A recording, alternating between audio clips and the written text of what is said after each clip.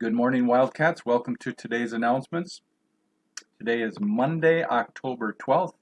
Today is an even period day. You will attend periods 2, 4, 6, and 8. We have one more week here of distance learning. The expectation is that we'll be back in a hybrid format next week. But today, attend periods 2, 4, 6, 8.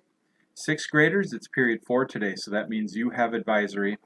Period 2, you can see when our classes start, 9, 10:25, 12:15, and 1:40. Let's have the best possible day we can today. And hey, today is Indigenous Peoples Day. This celebrates and honors Native American peoples, their culture, their history. It commemorates and honors a people that we recognize as being the first peoples of the Americas.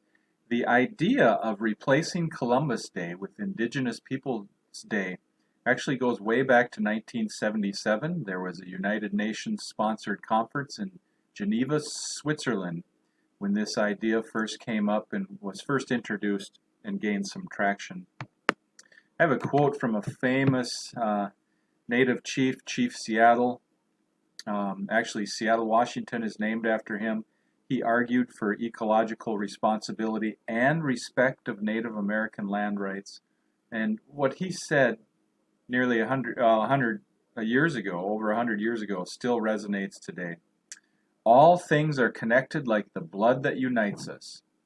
We do not weave the web of life. We are merely a strand in it. Whatever we do to the web, we do to ourselves. So let's remember, Wildcats, let's add value, let's make the best decisions we can for ourselves, for our family, for our community and our school, because our decisions impact everybody. So let's always do the right thing, add value, and make good, positive decisions. Have a great day, everyone.